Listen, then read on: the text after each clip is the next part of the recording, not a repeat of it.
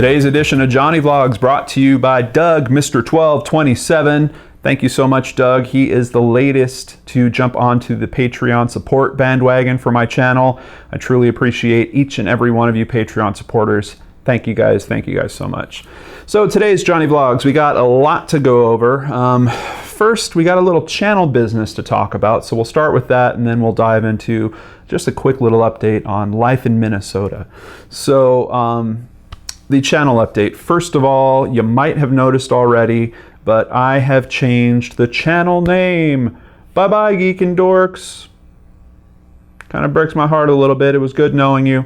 Let me just talk about the reasons for that. First of all, Geek and Dorks is incredibly hard for some people to get a grasp of what that sentence is. And it essentially just is Geek and Dorks. But I've heard, and it sucks because it comes up in kind of in the worst of times, usually when I'm being interviewed by people on podcasts or radio stations. And they'll say it's Geek and Door X because of the capital X at the end. Recently, just today actually, or yesterday, for when you guys are watching this, there is a podcast called, I think it's called Where Does the Road Go? I hope I'm getting that right. And I'm hoping to be on there very soon. They contacted me several months ago. I reached back out to them today, so I'm seeing if we could line that up. But they kind of gave the channel a plug, and they thought that my name was Green Dork for some reason or something like that. So I decided it's time to move away from it. And Geek and Dorks, to me, really, it represented a beginning in YouTube for me.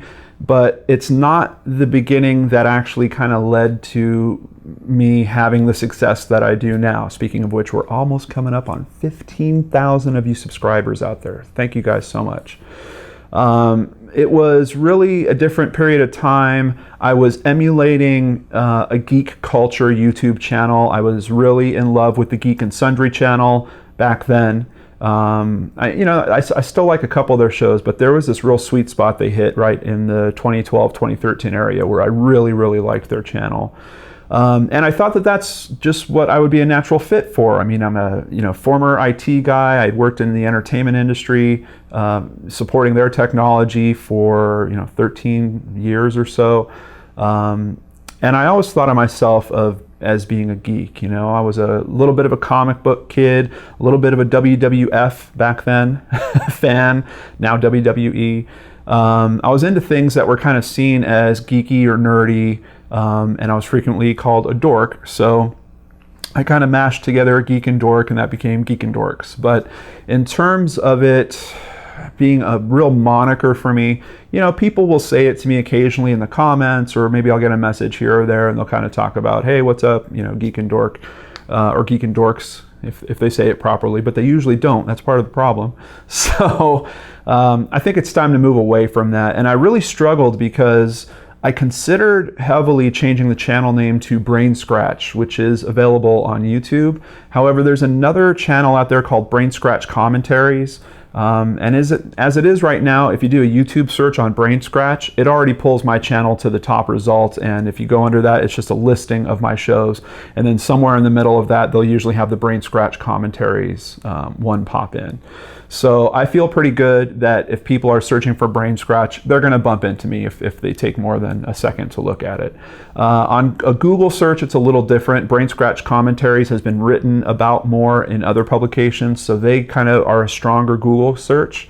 But Lord and Arts, that's me. That's my own thing. And I like that it points back to, I have lordandarts.com, which I've had for years and years and years. I really need to update it because, once again, it doesn't have the focus kind of in the right place for the content that I'm creating right now. My Twitter handle is @lordandarts, so it just made sense to me that I should try to get all of that solidified under Lord and Arts. And then Brain Scratch is a show that I have. Brain Scratch Searchlight is a show that I have. Is this going to change the content at all? Just slightly, and that was part of the reason why I decided that now is probably a good time to do the rebranding on it. And speaking of which, you're going to see Geek and Dorks stuff still probably pop up on some of the graphics and stuff that I have in front of my shows. It's going to take me a while to clean that up for the shows going forward. And for the shows that I've recorded previous to now, I'm not going to go back and re-edit those or upload those or something like that. So you'll probably still see Geek and Dorks references all over the place if you're looking at some of the older content. I'm going to go through the playlists. I'm going to rework the playlists a little bit. I think it is time that we finally separate Brain Scratch Searchlight, make that its own playlist. Take those episodes out of the main Brain Scratch playlist. Geek and Dorks Reviews is going to be renamed Itchy Mysteries, and I can't remember, I know one of you subscribers suggested that as a title to when I was asking for show names for Searchlight. I'm sorry I can't remember which one of you did it, but thank you, whoever it was. I really like that title. It stuck with me through all this time. I didn't feel like it was right for that show, but for a show where I'm largely reviewing mysterious documentaries and TV shows and stuff like that, I think it's perfect. So Geek and Dorks Reviews will rename to Itchy Mysteries. And the Geek Corner, I've been looking at it, and in terms of views, it's just struggling. And in terms of content that I create, it's so easy for me to do that it's almost not quite work in a way.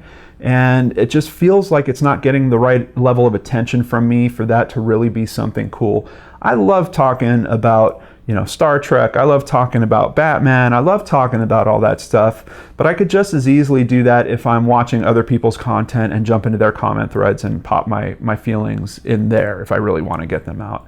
And I know that there is a handful of you that is watching Geek and Dorks Review, or the Geek Corner.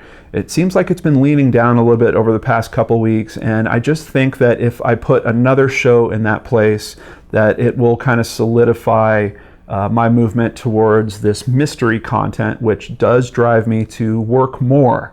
I know that's a really weird thing, but that's what I'm looking for here. That means that I'm inspired if it's making me work more. So I have a new show idea for that will probably pop into place next Monday. And essentially, I need your help here. So you can help me name a new show. This show is going to be, I'll probably keep it in the theme of Brain Scratch. So it's going to be another Brain Scratch show as its main title. But under that, I'm thinking Case Closed. It's essentially going to be an unsolved mysteries. It's going to be a show about mysteries where there is a conclusion, there is some type of outcome. The mystery has actually been cracked. And it's going to be a little bit lighter than a typical Brain Scratch. This isn't going to be a 40-minute show. This is going to be more like a Searchlight, where it's going to be more like a 20-minute show. Kind of a synopsis of what the mystery was, what the main piece of evidence was that cracked it, and then any type of outcome that happened from there. So you could help me if you can think of a clever name that goes well with the super title Brain Scratch. Right now I'm kind of thinking Brain Scratch, Case Closed. But I think there's other ideas out there. That's why I'm asking you guys. So if you've got them, please use that comment box below. Punch it in there, and I will surely give you a shout out and my deepest thank you for helping the channel. It worked really well for Searchlight. I love that name. It's really caught on. So I'm hoping you'll be able to help in this regard also. So that's about it for the channel. Otherwise, things are going pretty good. Views are very strong for Brain Scratch and Searchlight, as they always have been. Like I mentioned, we're coming up on 15,000 subscribers, so the growth is good. Geek and Dorks Reviews is pretty strong. JohnnyVlogs seems to do really well, particularly if I take a topic that is something a little fringy. You guys seem to like the Bigfoot episode and the kind of ghost sighting episodes, and even when we get a bit conceptual in terms of talking about the afterlife or justice or karma and things like that. So JohnnyVlogs isn't going anywhere. That's definitely staying where it is.